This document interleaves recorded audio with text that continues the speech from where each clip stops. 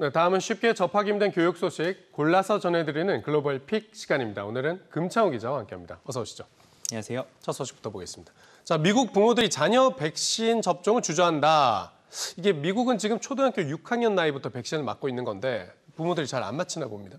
네, 그렇습니다. 이 미국의 한 가족재단이 설문조사를 진행을 해봤는데요.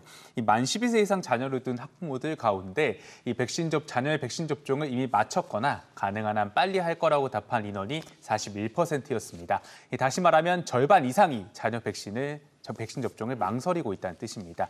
이 전문가들은 백신 접종을 하면 불임이 된다, 유전자가 변형된다, 이런 가짜 정보들이 부모의 백신 접종을 좀 주저하는 이유로 보고 있습니다. 네, 41%면 많은 숫자가 아닌데 지금 학교가 좀 나서야 되는 겁니까, 이걸 위해? 네, 그렇습니다. 이 학교가 아무래도 부모들한테 좀 정확한 정보를 주고 그리고 또 이런 걱정을 공유할 수 있는 장을 마련을 해야 된다는 목소리가 좀 나오고 있습니다. 이 미국의 뉴올리언스 학군이 대표적으로 이런 활동들을 하고 있는데요. 이 지역 학교들은 의료 전문가들과 함께 백신 정보를 공유하기 위한 가족 단위 미팅을 진행하고 있습니다. 또 정확한 정보를 자연스럽게 전달하기 위해서 또래 집단을 활용하고 있는데요. 운동선수 학생이나 동아리 활동하는 학생들처럼 소위 인싸, 리더급 학생들에게 이런 내용들을 설명한 다음에 학생 사회에 정보가 자연스럽게 퍼지도록 하는 겁니다. 이 밖에도 백신 접종 학생에게 무료 교복을 주거나 특별 현장 학습을 제공하는 등 각종 접종 장려 정책도 펴고 있습니다. 우리도 언젠가는 학생들 백신 접종도 해야 될 텐데 참고할 내용이 있으면 좀 미리 보고 준비를 해두면 좋겠습니다. 네, 두 번째 소식 보죠. 휴대전화 금지 구역. 자, 요새도 이런 데가 있습니까? 어디입니까? 영국의 교육부 장관이 학교를 이런 구역으로 만들려고 지금 하고 있습니다. 이 개빈 윌리엄슨 장관은 학칙 관련 협의를 시작하면서 팬데믹 영향을 극복하도록 학생들을 돕기 위해 학교를 휴대전화 없는 곳으로 만들고 싶다고 밝혔습니다. 이 휴대전화를 많이 사용하면 학생들이 산만해질 뿐만 아니라 정신 건강도 나빠진다는 겁니다. 학생들을 위해서 하겠다는 건데 정작 학생들은 불만이 많을 것 같습니다. 네, 근데 학생들보다도 교장과 교사들이 먼저 비판을 하고 나섰습니다. 네, 이들은 이 코로나 대응에 실패한 교육부의 이런 정책에 대한 관심을 다른 데로 돌리기 위해서 윌리엄슨 장관이 휴대전화 금지 이슈를 꺼내들었다고 비판합니다. 또 학교에서 휴대전화를 금지할지 말지는 교육부가 할 일이 아니라 학교가 자율적으로 결정할 문제라고 지적하는데요.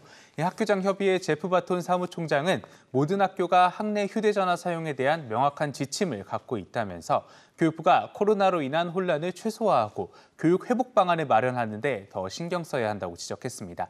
실제로 이미 대다수 학교들은 교실에서 휴대전화 사용을 제한하고 있고 절반가량의 중학교와 대다수 초등학교는 쉬는 시간에도 휴대전화를 쓰지 못하게 하고 있습니다. 네, 교육부가 정할 게 아니라 학교가 정할 일이다. 알겠습니다.